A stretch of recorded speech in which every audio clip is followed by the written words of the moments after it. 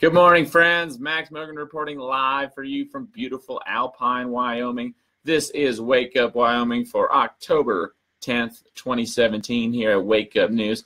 Thanks for tuning in.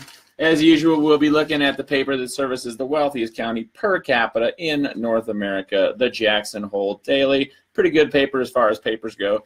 Of course, it's 70% advertising, 10% news, and about 20% fluff. So not super informative, but this is the paper that the wealthiest people in the world, a lot of the wealthy people live in Jackson, or at least it's their tax haven. So when they're on vacation, this is what they read. Brian Peters and JT Jones, thank you both so much for tuning in. Brian, I'm bummed I missed you. I didn't know you were in Minnesota. It would have been cool to meet up when we were visiting, or when I was visiting there a couple weeks ago. Dennis Paul Seaball, what's up, Louisville, Kentucky? Thank you for tuning in. Let's get right into it. A lot of headlines here today. This is pretty, I had to laugh when I saw the paper today. Foster Freeze considering a run for the Senate for the state of Wyoming. Yesterday, I don't know why this is front page news, but yesterday, the similar news that, what's his name? Eric Prince, the CEO of Blackwater, the private mercenary army that, has been found guilty of killing civilians in Iraq. Doesn't even live in Wyoming, running for it. Foster Freeze, an interesting character as well, a billionaire, a born-again Christian guy, pretty eccentric character. I've actually had a few conversations with him over the years, and he's not all bad, but he's considering running for the Senate too. Jackson, billionaire investor and Republican donor. By the way, Foster was the largest donor to the Republican Party during the Bush II administration. Told the Washington Post on Monday that he may challenge Senator John Barrasso in 2018. Though he did not say who urged him to run, the Post reported that Freeze and former White House Chief of Staff Steve Bannon have met in recent weeks. Interestingly, Bannon was apparently trying to get Blackwater CEO Eric Prince to run as well. But it goes on and on. I have a personal history with this guy, Foster Freeze. I actually have to thank him because he is the individual who encouraged me in a roundabout way to take a much deeper look at how the world really works back in about 2009. Like most people, there are some things they don't teach you in school. And what was it? Foster's 70th birthday party. I made some comments online about how offensive it was in the midst of the recession to host like a week-long birthday bash for yourself and guys like Dan Quayle, Tucker Carlson, and Foster ended up getting me fired from my job, tried to get me fired from another job, and I turned into this big fiasco. If you want to read more about that, it's online on my old website, Oil Free Fund, appropriately titled The Foster Freeze Fiasco. But, so, I don't know, interesting local news. I think Freeze would be a better senator than the Blackwater CEO, but we'll see. We'll see what happens there. Moving on, the Greens announced Trump's override of the climate plan. Okay, coal and nukes getting a lot of support from the Trump administration. A coalition of left-leaning states and environmental groups are vowing to fight the Trump administration's move to kill an Obama-era effort to limit carbon emissions from coal-fired power plants. Speaking on Monday, in the coal mining state of Kentucky, Environmental Protection Agency Administrator Scott Pruitt said he would be issuing a new set of rules overriding the Clean Power Plan, a centerpiece of Obama's drive to curb global climate change. The war on coal is over, Pruitt declared, adding that no federal agency should ever use its authority to declare war on any sector of our economy. It goes on and on. Interestingly, as usual, the media telling us the consensus of scientists and established climate science, making it sound like CO2-driven climate change is a done deal. Of course, they never mention geoengineering. They never mention weather warfare and all the other things that are contributing to the wacky weather we're experiencing all over the world. The withdrawal of the Clean Power Plan is the latest in a series of moves by Trump and Pruitt to dismantle Obama's legacy on fighting climate change, including the delay or rollback of rules limiting levels of toxic pollution in smokestack emissions and wastewater discharges from coal-burning power plants. On Thursday, Trump nominated former coal industry lobbyist Andrew Wheeler to serve as Pruitt's top deputy at the EPA, one of several recent political appointees at the agency with direct ties to fossil fuel interests. Okay, really disturbing thing, right, when you got these coal miners, coal lobbyists in charge of the EPA. Super disturbing. But equally disturbing is the fact that we're fed this climate change agenda that never mentions geoengineering, never mentions weather warfare, and so on and so forth. Interestingly, I got an article up here today on naked capitalism. Sneaky Trump scheme guarantees profits of coal and nuclear power plant owners. Originally published at Olin on Economics by Robert Ayers, a professor emeritus at INSEAD, and Michael Olin, a research fellow at INSEAD. Rick Perry, we don't hear much news about Rick Perry, but he is Trump's appointee to the Department of Energy. And we don't hear much about Perry. We hear all about Pruitt at the EPA. But what's Perry been up to? Perry has started a preordained process to subsidize coal and nuclear plant operators, taxing people through artificially high electricity rates to subsidize costly coal and nuclear plants. I'm reading this off the other monitor here. What's the problem with coal and nuclear plants besides that they're expensive? Coal pollutes badly. Nuclear, when it works well, leaves radioactive waste behind that has a half-life of 24,000 years. When it does not work well, like it did at 3 Mile Island, Chernobyl, and Fukushima, it tends to create ecological and human health disasters. Besides that, the two sources of power have serious environmental problems. They're more expensive than alternative energy sources that do not. Okay, coal and nuclear are so outdated that it's absolutely ridiculous. The U.S. Energy Information Administration released a report on the various costs of energy here. Spoiler alert, nuclear power costs a fortune to generate. Coal comes next, then solar, then wind, then natural gas. Hydroelectric is marked not available in 2015, but in 2013 it was cheaper than coal. So there we have it. Solar and wind are cheaper than coal and nuclear. There's no reason to be continuing to invest in these outdated technologies. The article goes on, the price of wind declined 25% from 2013 to 2016, and the price of solar declined 67%. Assuming those price declines continue, and with the newfound Chinese enthusiasm for renewables that seem a given, it won't be long before renewables cost less than any fossil fuel. So that's good news. Of course, the even better news is that stuff like Tesla Tech, I'm not talking about Elon Musk, I'm talking about Nikola Tesla, rendered fossil fuels obsolete over a century ago. But what's Perry doing here? Let's see. But under Perry's scheme, companies would be required to purchase a certain amount of backup energy to fill in the gaps when renewables go down from fuel plants that store 90 days or more of fuel on site. Why 90 days?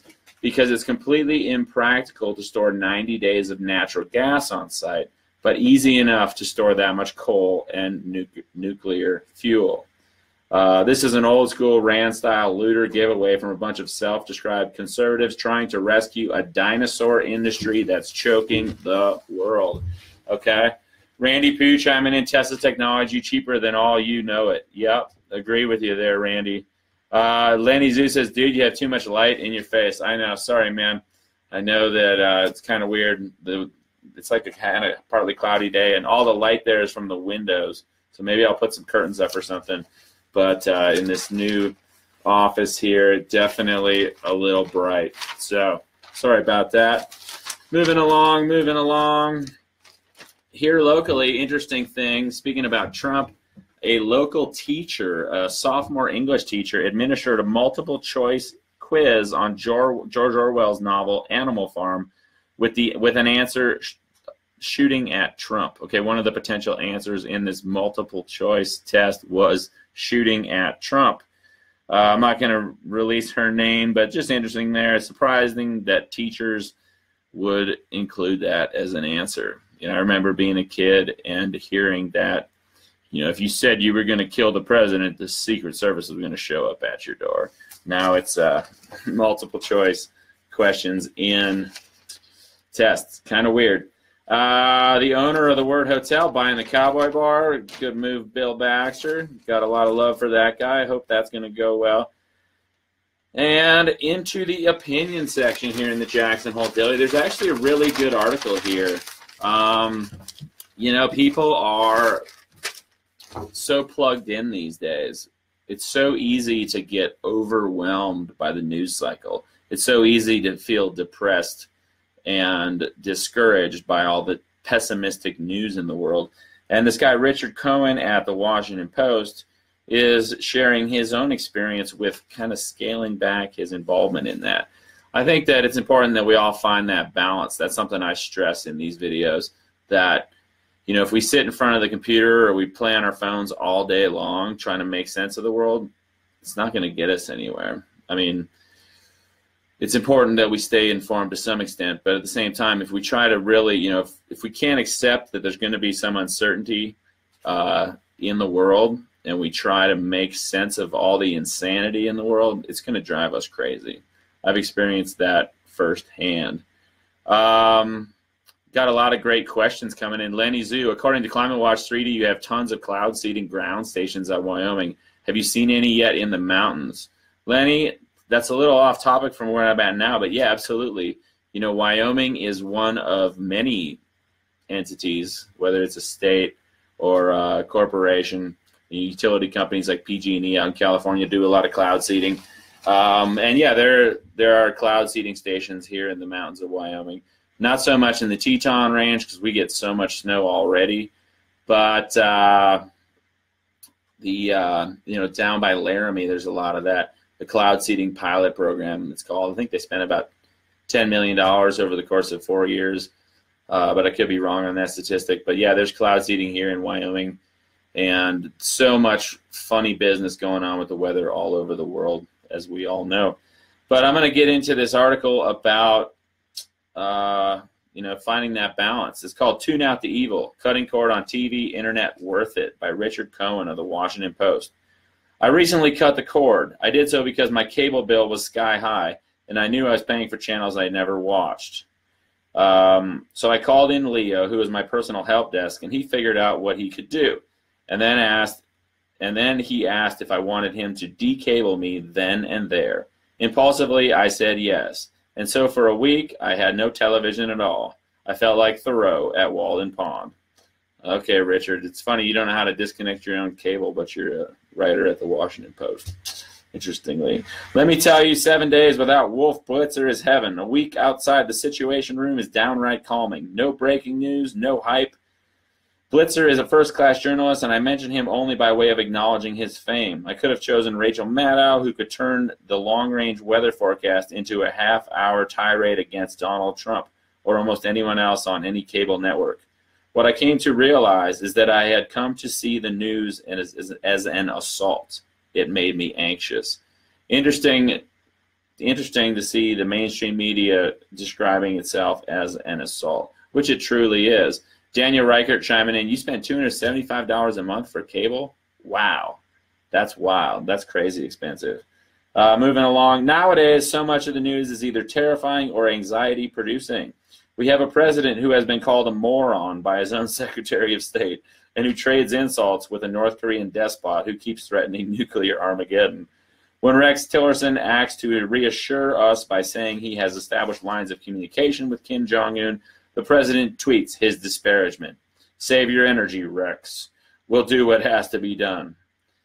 What Trump thinks has to be done has me staring at the ceiling in the dead of the night. Again, don't worry about nuclear war with North Korea. It's just fear-mongering scare tactics. Of all the stories out there, of all the problems we face, nuclear war with North Korea is not going to happen. So don't worry about it. The news tells us that a madman in Las Vegas assembled an arsenal of heavy weaponry in his hotel room and murdered 58 people who were attending a music festival 32 floors below. Bad luck. In Paris, something similar happened in a single night. 130 dead. More bad luck. It's random and therefore almost unavoidable. Richard, I don't think it's totally random. You should do a little more research on the Vegas shooting. Evil comes in through the cable and through the internet. We look forward to the advent of driverless cars, but they can be hacked. You could be riding along and some 14-year-old in Romania can take over your car, so you run the lights and lose your brakes, or worse, make you listen to Eminem. What's the purpose? Equifax has been hacked. Your personal information is gone. Where? Who's got your social security number? No one knows yet. What about your Yahoo account? Hacked also. By whom? For what purpose? How are these things done? I have no idea. Do you? And it goes on and on and on.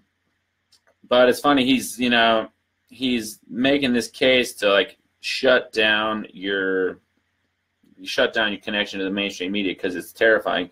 And then he just provides all this fear-mongering here. He goes on from there to talk about wars. He goes on to talk about global warming and all the things people fear.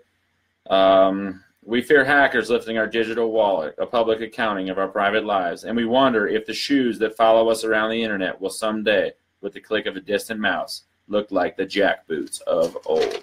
Okay, so interesting little story there, but I can't stress it enough. Don't let the news get you down. It's designed to be depressing. It's designed to be distracting. It's designed to be divisive. It's designed to make you miserable and feel powerless. But I guess that's why we do this show, to let people know what's really going on. This is kind of a heartwarming story here. Anti-nuke nuns deliver disarmament message. These nuns are in there. One's in her 80s, one's in her late 60s. They were arrested in 2002 after they poured blood on a Minuteman II missile silo in Colorado and were convicted of sabotage and received harsh sentences, 41 months for Platt and 33 months for Gilbert. According to these nuns, prison provided the opportunity to do their best Christian ministry, Gilbert said. We feel it is the closest that we can be with the poor of this country because jails and prisons are warehouses for the poor, she said. You learn people who have nothing are so generous in sharing. The work of Platt and Gilbert has been very significant, said Bill Scholzman, founder of Colorado Springs-based Citizens for Peace in Space, an activist group that opposes the use of space for war-related activities. It's unique in the sense that it's primarily a moral argument against nuclear weapons and the phenomenon of war, he said. Not supporting it is one thing. Actively opposing it, nuclear war, is another. The tactic has worked in the past, Platt said. At one time, there were 70,000 weapons, nuclear weapons worldwide. Now there are somewhere between 15 and 16,000 due to disarmament. This is just the beginning of the implementation, Sister Platt said. We have gained real momentum. Okay, yeah, war is dumb. Nuclear weapons are dumb. Can't stress it. Can't stress it enough. How do we get this world back on the right track? I think that sharing good information in a positive way is the first step. But moving along, mad props to those nuns is what I'm trying to say. Good example of people doing it, putting their money where their mouth is, getting their jail sentences, doing their time, and making the most of it. Big news out of Sonoma, California. If you haven't seen the coverage of the huge fires there, I've got two friends there, Aeroflora and Tacoma Vaught. Luckily, they're both okay. If you're tuned in, wish you the best. But huge wildfires in Sonoma County, burning Santa Rosa. When I was working for Michael C. Rupert back in 2011, 2012, we were right there. We were in that area. So I got a piece of my heart in Sonoma County and really feel for the people who have experienced these horrible wildfires there. More than a dozen wildfires whipped by powerful winds swept through California wine country Monday, destroying at least 1,500 homes and businesses and sending an estimated 20,000 people on a flight to safety through smoke and flames. One person was killed in a fire further north in Mendocino County. So it goes on and on. Unfortunate to see that. Interestingly, again, no mention to geoengineering, no mention that the forests in California are dying in droves, making them much more susceptible to wildfires. Largely, well, some people would argue that it's because of toxins in the rainwater, right? So, yeah. What do we got going in the comments here? Show some support there. Thank you all for tuning in. We got your standard Trump bashing. You know, there's no shortage of Trump bashing in the daily news all over the world every day. Again, I'm no Donald Trump supporter, but at the same time, it's just important to note that, you know, Trump kind of waged war with the mainstream media with this whole fake news narrative, and the mainstream media fights back. Senator Bob Corker is hardly the only Republican leader lambasting President Trump and raising dark concerns about harm the president could cause the U.S. and the world. It goes on and on and on. Coverage of the Las Vegas shooting. Again, the mainstream media takes this opportunity. You know, they drop these little, you know, it'll be an article that's kind of on topic. For example, there's a big article, half-page article here about bump stocks, right? The bump stocks for rifles, where you can get kind of almost like an automatic rifle action out of a semi-automatic gun with a bump stock that triggers, you know, causes the trigger to engage repeatedly as you fire it using the recoil of the weapon. And in the midst of this article about bump stocks, they just throw it in. The story of his invention is a window on an obscure do-it-yourself industry that helped create part of the arsenal used by Stephen Paddock, a 64-year-old with no formal military training, to carry out the worst mass shooting in modern American history before killing himself in the Las Vegas hotel. Okay, so there's that. You know, they throw that in there. Another little article here about the shooting. The gunman who killed 58 people in the worst mass shooting in modern U.S. history targeted aviation fuel tanks, stockpiled his car with explosives, and had personal protection gear as part of an escape plan, the Clark County Sheriff said Monday. Goes on and on.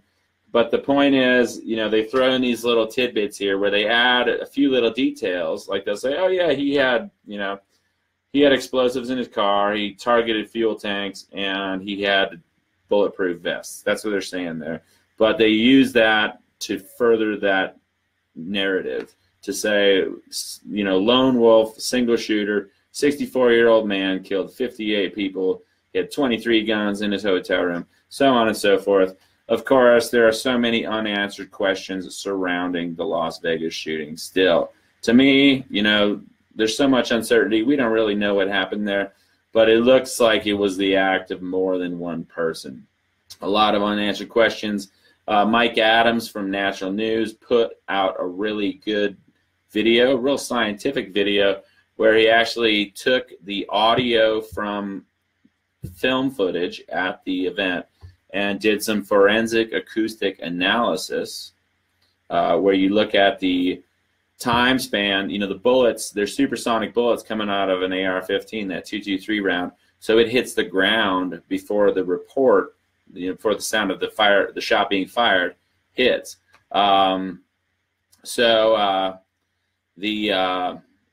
story short, Mike Adams did some analysis and came to the conclusion that there were two shooters at least, and one was within a range of 250 to 275 yards, whereas Paddock was at about 450 yards. So they get, you know, there are audio signatures showing a shooter at Mandalay Bay, but there's also audio signatures showing a shooter much closer to the event. So interesting here. Yeah. What else? On the topic of the disturbing situation in Las Vegas, there's an interesting story that the People's Voice put out, that George Soros bet millions against Mandalay Bay MGM last quarter. George Soros manages an investment fund, Soros Fund Management, that is required by law to file quarterly statements with the SEC to disclose its positions. On the 14th of August this year, Soros Fund Management filed a 13F. The statement previous to that was filed on the 15th of May.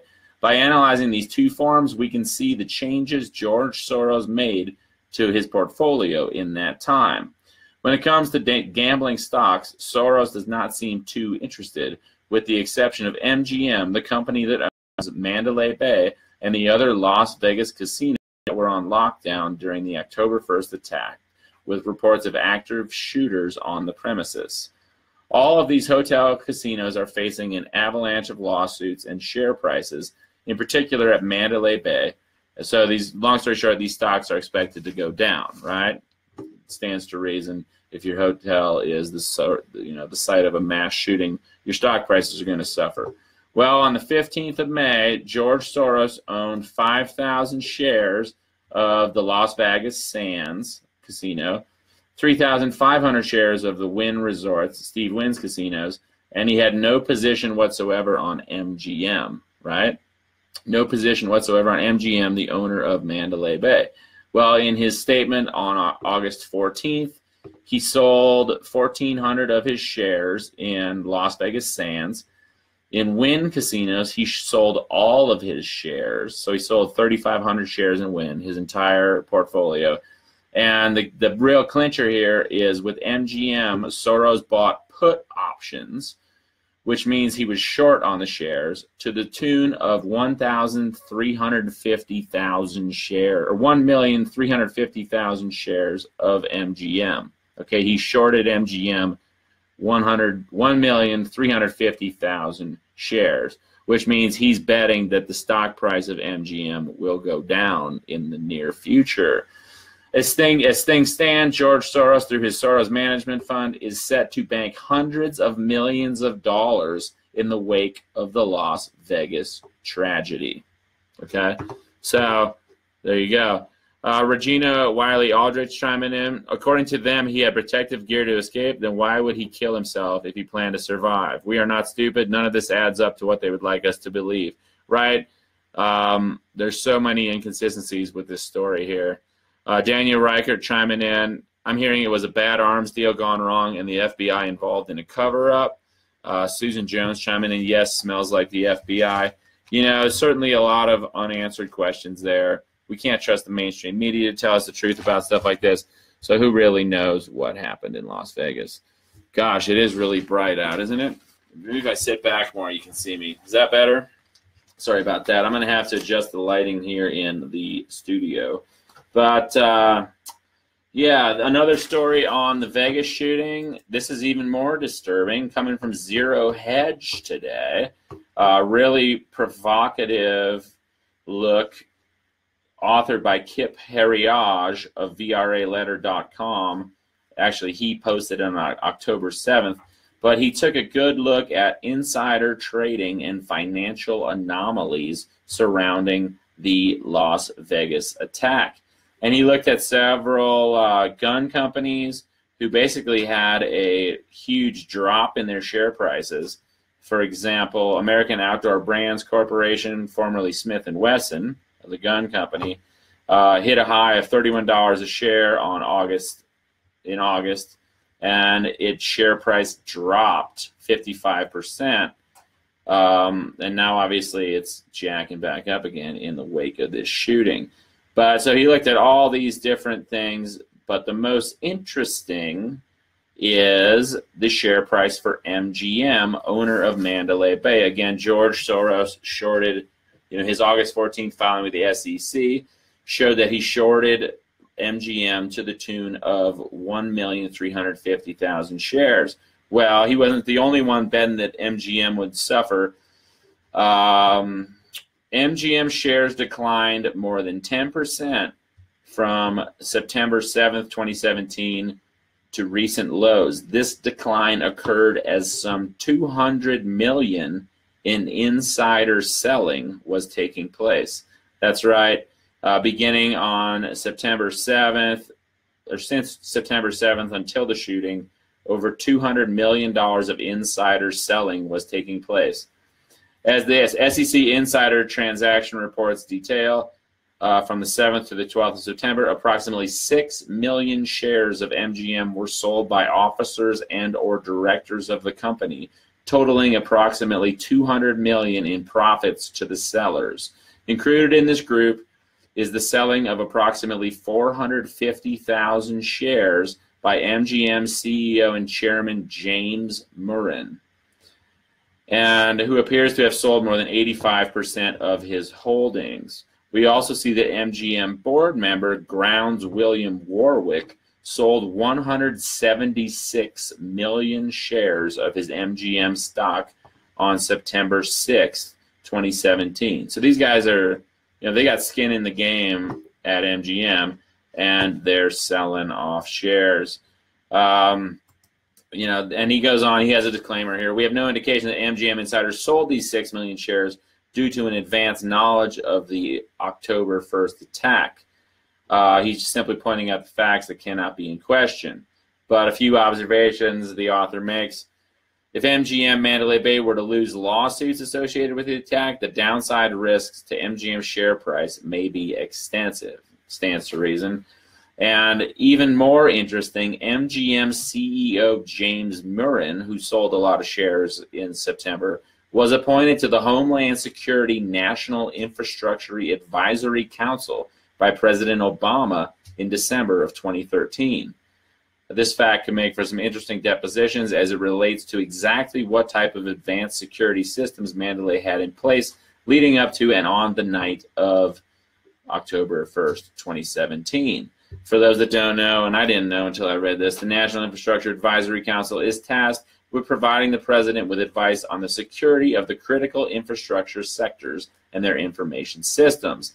The council is composed of a maximum of 30 members appointed by the president from private industry, academia, and state and local governments. Again, he also notes here that MGM put options activities spiked as well, beginning at the same time that MGM started falling in price around the middle of September. So put options, that's what George Soros was doing. Again, 1,350,000 put options by George Soros on MGM. Seems like he kind of knew what was going on. That's a lot of money to bank, or a lot of money to bet and to bank in the wake of this shooting. And for those curious about the trading in other major Las Vegas hotel casino stocks during the same time frame, the author reports that at the same time MGM's share price was falling by 11%, the share prices of Las Vegas Sands and Wynn Resorts were rising. Then he takes a look at the recent trading pattern in OSIS, that company OSIS, which makes detection systems of all kinds, like the TSA body scanners put in place after 9/11. Many are now wondering how long it may be before we are forced to walk through similar devices as we enter hotels and casinos, and for that matter, stadiums, concerts. You know, the list goes on and on. Someone's going to make a lot of money in the wake of this attack. But interestingly, OSIS Symptoms, the manufacturer of these systems, has had their share prices go up 16% since 9/11/2017. It had already jumped 12% before October 1st, and it's gone up an additional 4%. So that kind of gives us a little indication that some people knew things were going to go down, and it would hinder, you know, it would hurt MGM. You know, George Soros seemed to know that, and it would benefit companies like OSIS. Interesting how these things get priced into the system before the events take place. Tammy Farrell chiming in. The elites have called Order 66, geoengineering depopulation of coasts, mass exterminations via false flags inland. Kind of seems like that, right? Susan Jones chiming in, shady, shady, shady. JT Jones agreeing with that. Tammy Bell Todd asking, what about MK Ultra Delta mind control? You know, mind control is very real. It's possible to turn people into trained assassins, right? So yeah, there you go. Las Vegas shooting doesn't add up. But at the same time, it's important that we in the independent media, you know, there's a really good video that Kerry Wedler and, gosh, what's his name? Justin King. Justin actually posted it on the Wake Up News page, and they're kind of taking a contradictory stance, saying, you know, we can't just jump to the conclusion that this was a staged event. We have to really critically analyze it and change our opinions in light of emerging evidence. Right? Their video makes a good point. You know, yesterday in my video, I reported that it seemed there was good evidence of a shooter on the 4th floor of the Mandalay Bay Casino. Their video they put out today says that that flashing light on the 4th floor was occurring for hours before the shooting. So that doesn't discredit the possibility of a second shooter. again. And then, for example, Mike Adams came out with this acoustic forensic analysis today that seems to point pretty strongly that there was a second shooter much closer to the event than Paddock or whoever was up in that 32nd floor room at Mandalay Bay. So it's just important that, you know, we don't jump to conclusions. We have to be more reputable than the mainstream media. We know they lie. We don't want to follow in their footsteps, so to speak. Moving along to business news. Columbus Day sees quiet markets. Losses for healthcare companies and banks left U.S. stocks lower Monday after a quiet day of trading. Industrial conglomerate General Electric skidded after announcing more changes to its leadership. Companies that distribute or sell prescription drugs continue to slide following speculation that Amazon plans to get into that business, something the company has not confirmed. Can you imagine that if Amazon.com started pushing pills? It's already the world's largest online retailer, and I wonder if they're going to get into the pill-pushing business too. It goes on and on. Tesla stock down 4% after reporting the company's struggles in producing its new Model 3 sedan. Here in economic and business news, we also got coverage of the whole Russian operative thing. It's funny how they won't just let this Russia collusion in the election, this Russia rigging of the elections narrative die. The media just keeps pushing it. And there's really no evidence here. You know, there were stories how Facebook had revealed tens of thousands of dollars of advertising bought by Russian sources that were related to the election. Tens of thousands of dollars. That's nothing. You know, the Clinton team spent tens of millions of dollars on advertising. Well, now the news is reporting that Russian operatives spent tens of thousands of dollars on ads across Google products, including YouTube and Google Search, according to reports. The Washington Post reported that the technology behemoth uncovered the Russian-backed disinformation campaign as it considers whether to testify before Congress next month. Social media companies Facebook and Twitter have already agreed to testify. The report said the company discovered the Russian presence by siphoning data from Twitter. The Washington Post report is based on anonymous sources familiar with the investigation. So, you know, even if some people in Russia spent tens of thousands of dollars advertising on Facebook and tens of thousands of dollars advertising on Google and YouTube, that doesn't mean they affected the outcome of the 2016 election. Arguably, our elections are rigged. If you followed, like, the 2001 election, that's when I started losing my faith in the electoral process here in this kind of sometimes great country of ours. We're going to get into horoscopes at the end of the broadcast, but I'm going to keep moving on here. Oh, in other business news, the whole Equifax hack thing, it's ridiculous. The IRS awarded Equifax a $7 million contract in the wake of the whole hacking thing. 7 members of the Senate Banking Committee are asking the IRS to rescind a $7.25 million contract with Equifax. The senators say the awarding of the contract shows a clear disregard for millions of Americans who had their personal information stolen. The contract came to light as Equifax's former chief executive made the rounds at a series of congressional hearings this week on the data breach that affected how many Americans? 145 million Americans. So odds are, you know, you got like a 50-50 chance your financial information was hacked. The IRS renewed a contract with Equifax to verify taxpayers' identities, but only until it could resolve a protest Equifax had lodged after the IRS went with another bidder. Okay, so it sounds like there's more to the story than CNBC lets on in the headline there. The senators said in a letter to IRS Commissioner John Koskikin that we have no assurances that our constituents' personal information is safe in Equifax hands. Interestingly, if you look at the Equifax stock price, which I'm doing right now, it dropped pretty significantly when they released that information. You know, it's funny, they got hacked months ago, but they didn't let anybody know until early in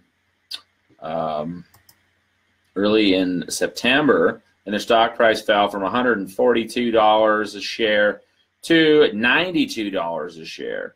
Interestingly, Equifax is back on the rise, steady Steady incline since then, back up to $114 a share. So I don't really understand that. How can a mega corporation that is like one of the largest credit reporting agencies lose the personal information for 145 million Americans and still exist? Not only that, but their stock price is on the rise. Stranger than fiction. I guess, you know, like it is with the banking system, some companies are just too big to fail, as they say. Moving on to our coverage of the crisis in Puerto Rico. Actually, a pretty interesting story here in the Jackson Hole Daily. This will be a nice segue into our Puerto Rico coverage. Doomsday food stash heads to Puerto Rico.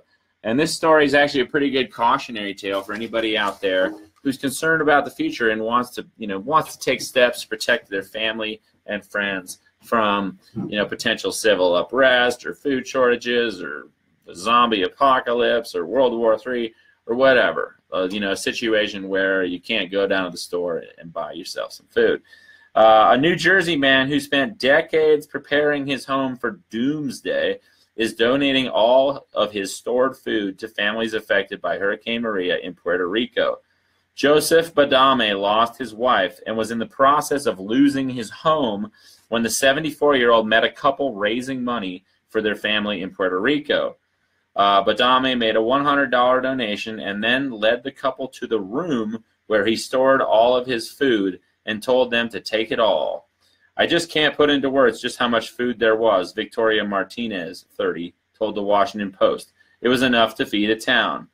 Badame had gathered 80 barrels of food that could each sustain 84 people for 4 months, okay? 80 barrels of food that could sustain 84 people for 4 months. Can somebody do the math on that and tell me, like, what's 80 times 84 times 4? If somebody could do that, that's like how many days one person could live off of, or how many months a person could live off of all this food, right?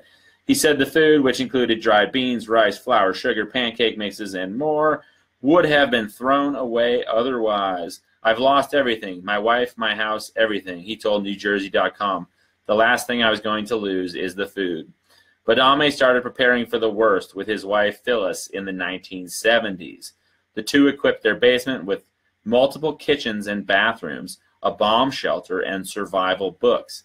He estimated they spent close to $1 million on the project. Their prepping was put on hold after Phyllis suffered a massive stroke in 2005 that left her paralyzed. Badame quit his job, took out a $500,000 loan on his house, and spent his time caring for his wife. By the time she died in 2013, he was broke. Phyllis and I prepared all this for one group of people, and it turns out it's going to help another group of people, Badame said of his food stash. That's wonderful. So this guy's got the right attitude, right? It seems like he kind of went a little overboard with his preps in the sense that he spent $1 million getting ready for the apocalypse and then ended up losing his home anyway before anything really bad happened. So I think it's kind of a good cautionary tale to, no matter what life throws at you, try to keep a positive attitude, but also don't put all your eggs in the basket of apocalypse, right? Enjoy your life here and now. Invest your money and your time and your effort in the present moment. Yeah, prepare for the future, but don't overdo it. You probably don't need 80 barrels of food that can sustain 84 people for 4 months. Although, I tell you what, if shit did hit the fan, Mr. Badame would have been a hero. Okay, what's going on in Puerto Rico?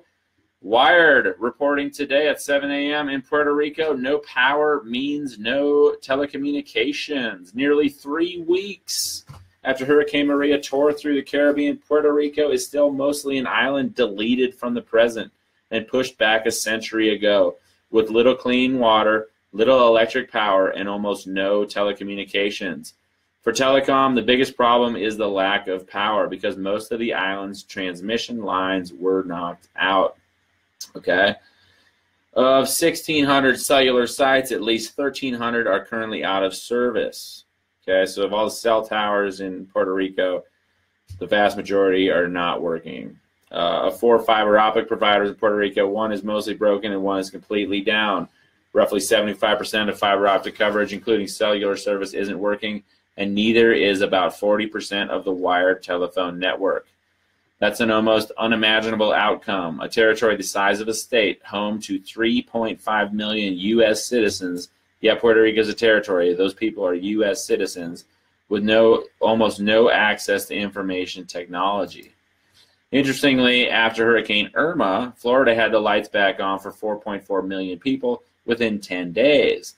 The state had invested billions in upgrading its grid, and 28,000 workers from 30 states came to help with repairs. In Puerto Rico, by contrast, the local power authority is bankrupt, and it's hard to get trucks and equipment to an island. Logistics is as much of an obstacle as storm damage. After 19 days, fewer than 15% of Puerto Ricans have power. Okay, so going into the third week here since the hurricane, only 15% of Puerto Ricans have power, according to Wired. Another interesting article here about hurricanes. After hurricanes, public housing may never get rebuilt. When destroyed by disaster, public housing has historically taken years to be replaced, if at all. What happens to low-income residents in the meantime? Well, as we're seeing in Puerto Rico, a lot of people are immigrating to the mainland. Interesting situation there. You know, Puerto Rico is truly a paradise island. I'm sure a lot of rich people are licking their chops, thinking, wow, I can buy up a whole lot of Puerto Rico real cheap right now, get it at a deep discount. And on a similar vein with the Puerto Rico situation, Slate.com reporting there's reason to be skeptical of a Tesla-powered Puerto Rico. Okay, Puerto Rico, Elon Musk, the CEO of Tesla, has contacted the governor of Puerto Rico, and he said, hey, let's talk, and maybe we can get a whole bunch of solar panels and battery packs down there and start rebuilding your grid in a more modernized way, right? That actually happened. Back in 2016, Musk installed a microgrid on the island of Tau in American Samoa. Up until November of that year, the island had run primarily on diesel fuel shipped in from the mainland. So Musk stepped in to install more than 5,000 solar panels and 60 Tesla power packs for storage. It was primarily funded by American Samoa and federal agencies like the Department of the Interior. Things appear to be smooth sailing in Solar City, Samoa, but there's reason to be wary of how Musk's vision could be applied to Puerto Rico. First, there's the strictly practical matter that the territory of Puerto Rico is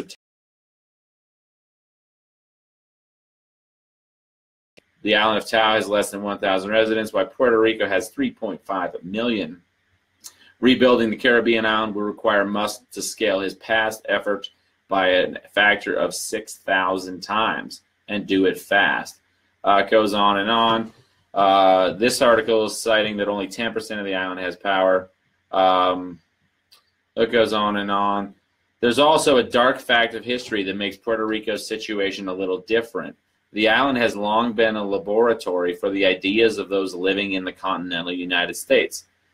For example, in the 1950s, scientists tested early versions of the birth control pill on unsuspecting Puerto Rican women living in a public housing project. So the Washington Post recently reported on the ethical quandary the trials presented. It goes on and on and on.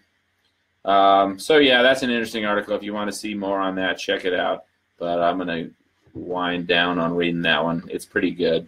At Slate.com, there's reason to be skeptical of a Tesla-powered Puerto Rico.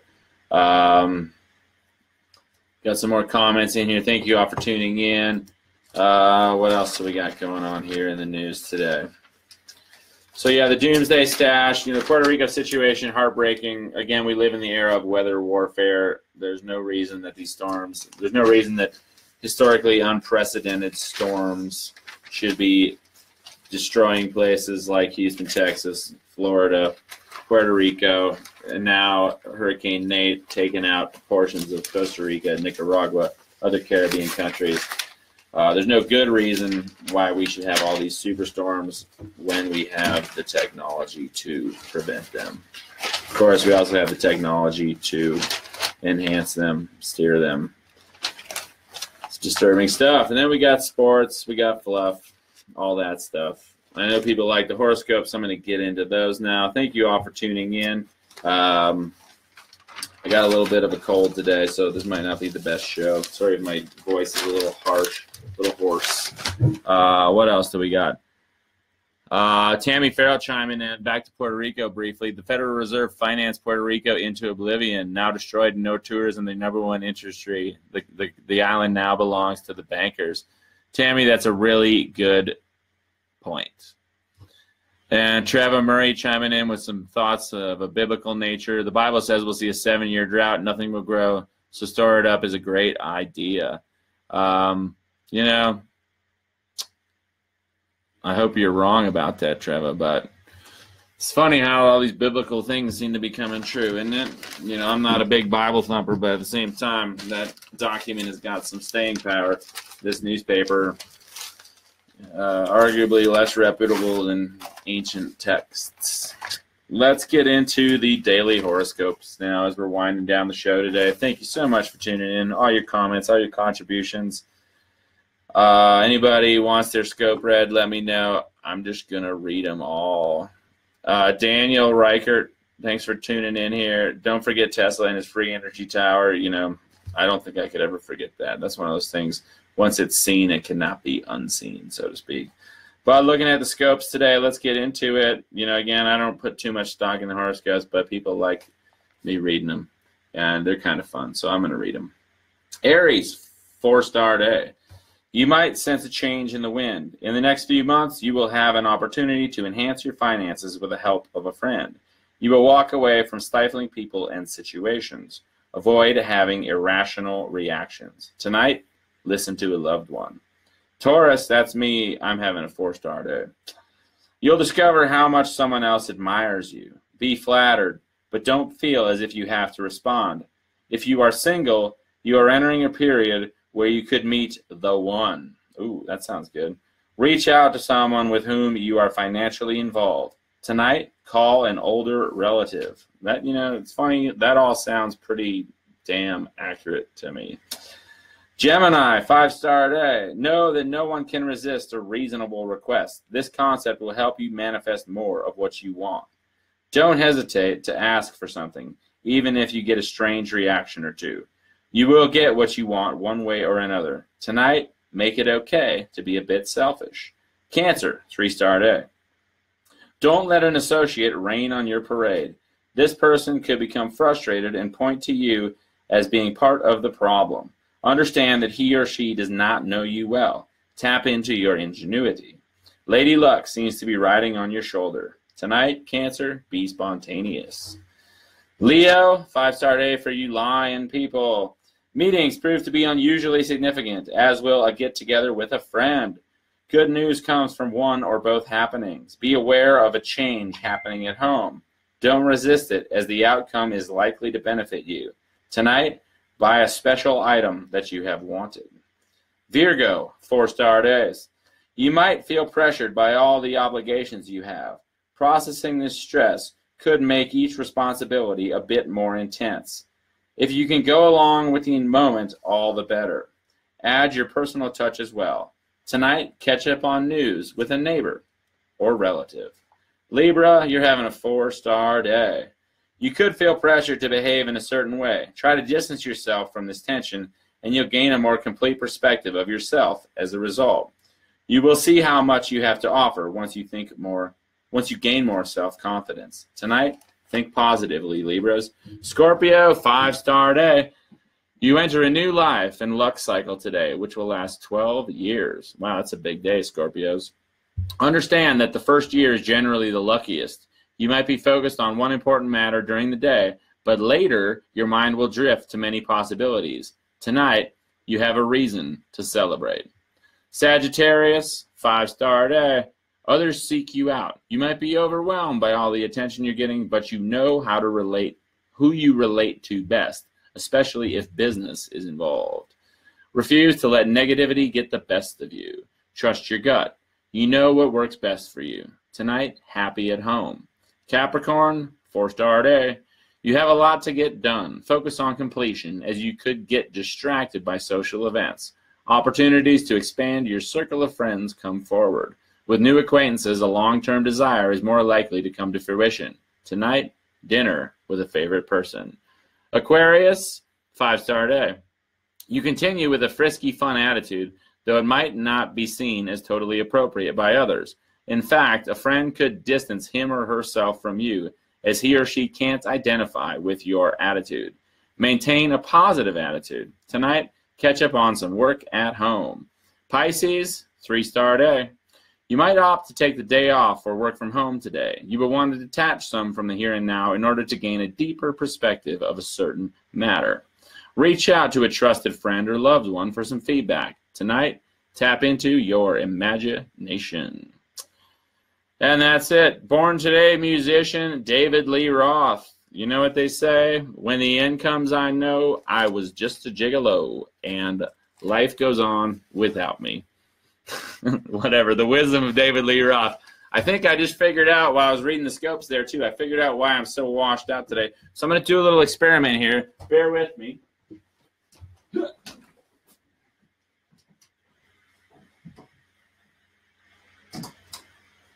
Let's see. Turn some lights on. Back there. See if that helps a little. I think with the back of the room illuminated a little more. Nah, not quite. Still pretty washed out. So I'm going to have to fix the studio here and make this thing look a lot better. But thank you all for tuning in today. Appreciate all of you. Again, I got a little frog in my throat today. And I got to drink some tea to get healthy. So I'm going to do that. Still working. You know, I can't stress it enough. We have to stay active in the real world and not just get bogged down by the news. So I am going to keep working on my truck today. Still planning on heading down to Nicaragua to help rebuild after the hurricane. And I'll give you some more updates on that soon. But for now, signing off. Thank you so much. Your boy Mog, wishing you all the best. One love. Peace.